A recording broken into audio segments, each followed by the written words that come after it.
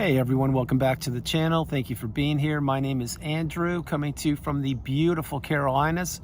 Today's topic is going to be why you were the last to know.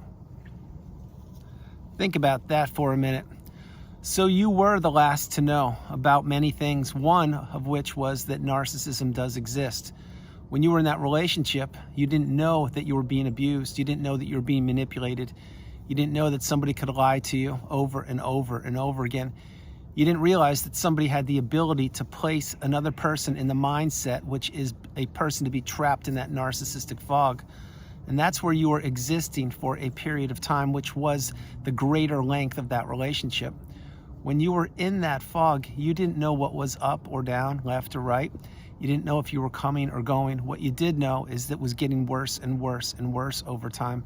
And as I've mentioned so frequently during videos I've created, your resources were becoming depleted. Your mindset was becoming different. Your energy was shifting. Your focus was on a person who was trying to destroy your life. And you didn't know how you got there. What you did know is you were trying to get back to the beginning of that relationship, which is known as the love bomb / euphoric stage. That's when the narcissist is putting on the mask, very tight, super glued to their face, and they're showing you what you want to see. This is when they assimilate themselves with you. It's when they act like they're your best friend, or they are in love with you, or you can create a beautiful future together. Once the devaluation stage begins, it's when the love bomb / euphoric stage ends. That's when the narcissist knows that they have you. That's when they know that you're going nowhere. That's when they know that they can begin to remove all of your resources insidiously, slowly from you, right in front of your eyes, and you are helpless. You will do nothing. You could do nothing to stop them from doing it, because what you were doing is you were trying to fix a relationship that was unfixable. You were believing in the mask. You were believing in the words that the person who turned out to be the narcissist was telling you. You thought that that person had your best interest at heart, and it turned out that they had nothing but ill will and bad intentions for you. The narcissist knows what they're doing. They put their clothes on the exact same way you do, and they breathe the same air. Don't think for a minute they don't know what they're doing. Having said that, they also know how to get people to fall into the web of manipulation. They know how to bat their eyelashes or show the rosy cheeks or pearly whites and get people to fall into the trance-like state. This is what the narcissist did long before they met you. It's what they did when they were with you, and it's what they're doing right now wherever they are on the planet. Having said all these things, you were the last to know, and why you were the last to know, it's because you were caught up in a place where few will ever understand what it was like to be in, which is that zombie-like, trance-like state. That is a place where you were existing, you weren't living, you weren't thriving. Your health was taking a hit, your mindset was decimated, your money was going to zero, you probably had debt up to your eyeballs, and your relationships were blown up left, right, and center. And you kept on doing things you could to keep that relationship sustainable. Now, the narcissist knows what they're doing because they want to break the relationship. And throughout that relationship, you had micro discards or micro fractures of the relationship. And what you were doing is you were keeping that relationship glued together as long as you could. But inevitably, as with all narcissistic relationships, they all have an expiration date. They all deteriorate to the point of unsustainability. And the narcissist knows this. And of course, they will blame you for the ending of the relationship, or they will blame you for anything they want to, because the narcissist cannot be accountable. They can't introspect, and they can never, ever live a authentic or genuine life. What they can do is continue to gaslight people, to give people the silent treatment, to financially abuse people, to emotionally abuse people, to keep people trapped and stuck. And so why you were the last to know, it's because you weren't taught narcissism 101 in school, so you didn't have the wisdom. You didn't know that people could actually be this way. You thought that the narcissist was just something from mythology years ago, that it was somebody looking at a reflection of themselves in a stream or a river. Well, that's not what narcissism is. What narcissism is a person who wants to punish another person that they are envious and jealous of. Narcissism is what a person who turns out to be the narcissist wants to destroy another person's life because they don't have what that person has. And when the narcissist places somebody in that trance-like state, it's too late for that person. Many times people will say, what can I do about my brother or sister? Or what can I do about my friend that are caught up in this relationship and it's really toxic, and how do I help them get out of it? This is a tough pill to swallow, but it's real. There's very little you could do about it, because when you were in the relationship with the narcissist, you thought that you were in a loving, healthy, stable relationship that benefited you. That wasn't the case, but you couldn't see the light. You couldn't see the light at the end of the tunnel because you were drinking the Kool-Aid the narcissist was pouring, and you were believing in them. You were loyal to the narcissist. You were defending them. You were not paying attention to red flags. You were ignoring your instincts, your intuition, and you were standing up for the narcissist. And the narcissist knew this. That's why the narcissist surrounds themselves with people that are in that stage, or that are enablers or flying monkeys, or people that are subservient to them or reliant upon them. The narcissist always is looking over their shoulder for the next new shiny object. They always have one toe in the relationship and 9 other toes about to enter a different relationship. The narcissist knows that every relationship will break because they break the relationships. The narcissist is loyal to nobody. They care about nobody. The narcissist is not honest. They're not authentic. They're not genuine. The narcissist cannot introspect, which means they cannot sit down and look at themselves and say, wow, I really did damage on this planet. I want to improve my life. They're never going to do that. What they're going to do is ignore that, blame the person that they were just thinking of for a quick moment, readjust their mask, maybe put a new mask on, and go back out into the world and try and get more people stuck on the hook. This is what the narcissist does. So now think about social media, or think about apps. The narcissist is not only crawling all over those, but they're looking to get people stuck. They're looking to get people trapped in relationships. And the relationships do not have to be romantic. They could be from 5,000 miles away. It could be from another part of the world where somebody who speaks not even the language you speak is using AI or something to type in their words and have it sound like it's broken English or proper English or whatever language it is, but they can't even speak a lick of the tongue that you speak. This is how the narcissist does what they do. The narcissist wants to steal your energy. They want to steal your time. They want to destroy your heart. They want to take your hopes, dreams, and aspirations and step all over them.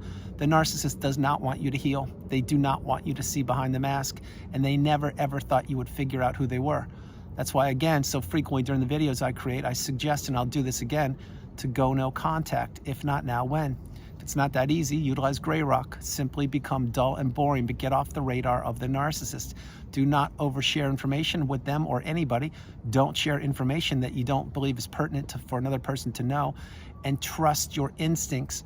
Post-narcissistic relationship, what you will do is you'll develop a sixth sense, similar but yet different to the sixth sense the narcissist has, because the narcissist had a sixth sense, and they still do if they're gallivanting the globe, but their sense is a way to look to find vulnerable people to manipulate and to get them trapped in that web of manipulation. Your newly acquired sixth sense post-relationship, once you've healed and you've healed properly, is because you now have discernment. You can now slow your life down, and you can now look around you and see who deserves your time, who you will surround yourself with or who you won't surround yourself with, or if you're comfortable just being by yourself. And so many of us post-narcissistic relationship are not only extremely comfortable in our own skin and mindset and environment, but we really have no need or craving to create and develop new relationships.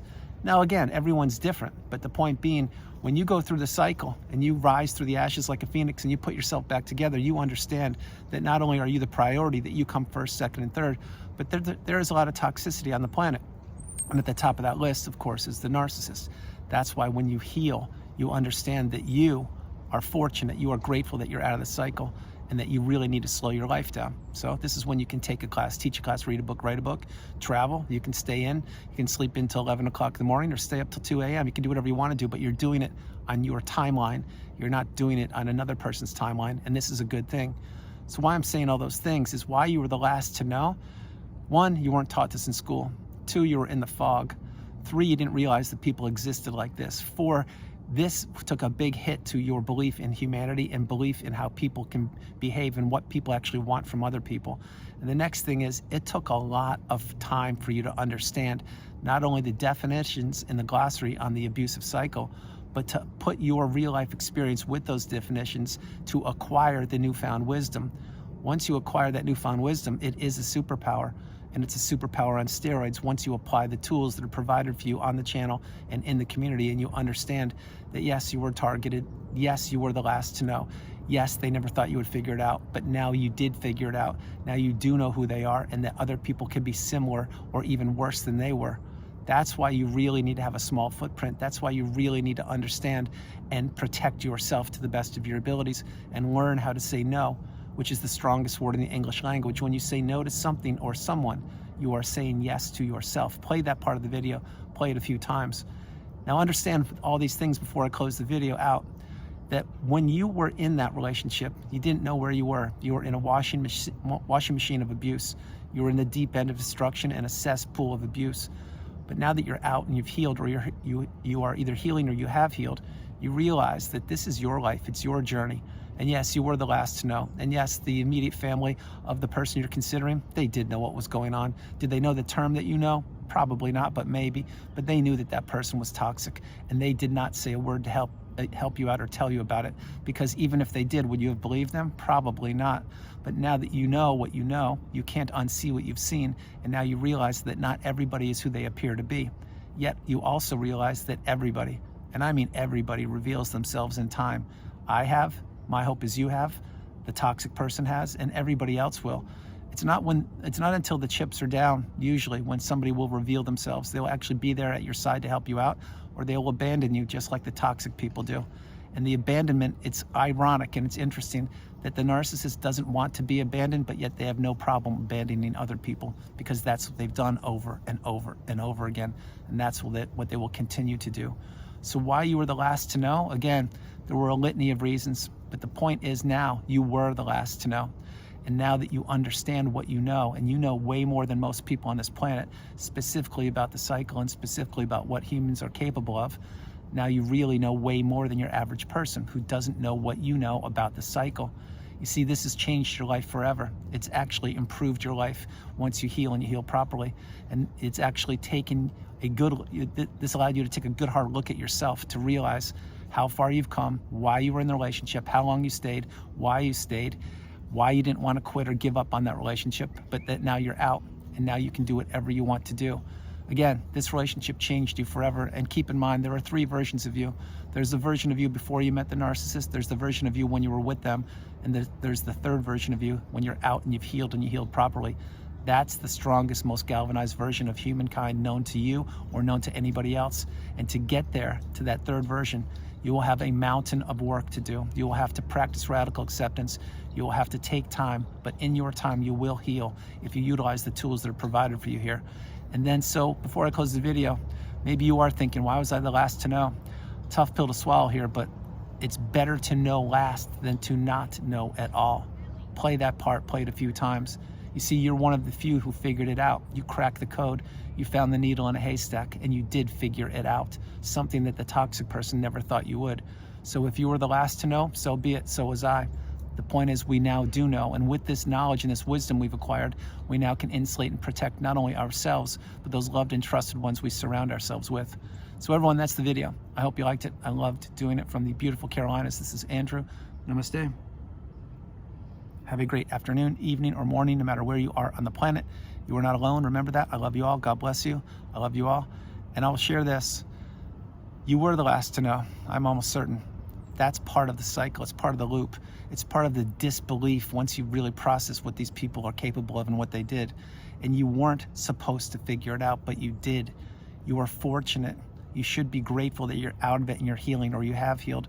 Because as I mentioned earlier, this has changed your life forever. And my hope is you look at it the way I look at it. When you were in it, you didn't know where you were, and you were being decimated left, right, and center. When you got out, boy, did that sting. That was one of the most challenging periods of your entire existence. But you made it through that part. You saw the light at the end of the tunnel. You didn't quit.